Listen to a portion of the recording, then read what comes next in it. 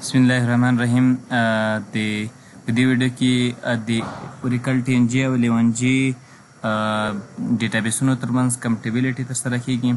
هغه دا چې کله چې موږ تاسو اوس چې د په لیوان جي کې کار کوو، لیوان جي کې موږ تاسو یو ډیټابیس جوړ کړی وي، نو هغه غواړو موږ په عین حال کې سیملټینسلی موږ تاسو ټي ان جي هم استعمالوو. نو کله چې موږ غواړو د همدې ډیټابیس ایکسپورټینګ ترسره کړو، نو هغه ایکسپورټینګ نه ترسره کیږي اگر چې هماغه ډیټابیس چې وي د هغه یوزرنیم او پاسورډ صحیح وي. لکه اوس چې ما دغه یوزرنیم او پاسورډ جوړ کړی ده او دا چې ده صحیح ده، هم زه اوس د هغه پاسورډ هم ورکوم، نو هغه چې ده صحیح ده، نو دا ډیټابیس چې ده صحیح ده. نو که چېرته زه د دغه ډیټابیس ایکسپورټینګ ترسره کوم، نو هغه ایکسپورټینګ به چې کېږي نه ترسره کېږي. ځکه به نه ترسره کېږي چې دلته د ټي ان جي ډیټابیس او لیوان جي ډیټابیس ترمنځ کمپټیبلیټي نه ده شوې. نو اوس راځم دلته د هماغه ډیټابیس یوزرنیم او پاسورډ ورکوم، نو هغه به چې کېږي، نو هغه به ماته یو ایرر راکوي چې هغه اوریکل ایرر 1017 انکاونټرډ دغه ایرر ده.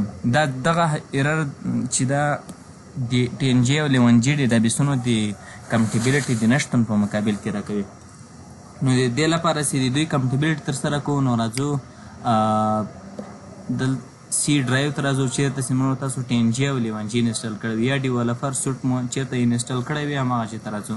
خو مهمه دا ده چې اگر چې دا معمول خبره ده، لکه جنرالي سی ډرایو کې اوریکل ټي ان جي او لیوان جي یا ډیولپر سوټ انسټالیږي، نو راځه زه سی ډرایو ته، او سی ډرایو کې بیا ډیولپر سوټ ته راځم. نو ډیولپر سوټ کې د اے ایکس پی فایل په نوم باندې یو فایل ده، هغه سرچ کوم.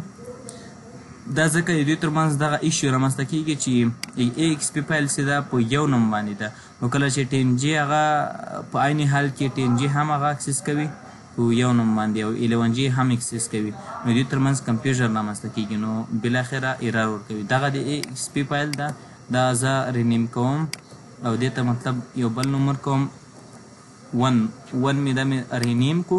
نو د رینیم څخه وروسته زه راځم اوس یې ګورم چې آیا اوس کار کوي که نه کوي. زه راځم بیا د هماغه ډیټابیس ایکسپورټینګ ترسره کوم او هماغه ډیټابیس ورکوم EZD1. اوس دلته ریالایز شو، مطلب مخکې به دلته ټي ان جي راکړو په دغه ساحه کې، او اوس چې شی راځي لیوان جي راځي. نو دا هم چې سوه د دې یو ساین سو چې موږ تاسو هغه سکسسفولي د هغه کمپټیبلیټي ترسره کړه. نو اوریکل دلته تاسو ولیدو چې مخکې دغه ډیټابیس همدغه یوزرنیم سیم یوزرنیم او پاسورډ ما ورکول، هغه کار نه کوو او ایرر راکړو. نو اوس هغه یوزرنیم او پاسورډ دواړو کار ترسره کړو او د هغه کمپټیبلیټي په کامیابي سره ترسره سو، سکسسفولي ترسره سو. نو بیا مخکې فردر تاسو کولی شئ چې هغه فایل ته نیم ورکړئ، په کوم فایل چېرته چې تاسو هغه غواړئ ایکسپورټینګ ترسره کوئ او هغه ډیټابیس نوم ورکړئ، نو هر څه بیا تاسې چیک کولی شئ، ترسره کولی شئ.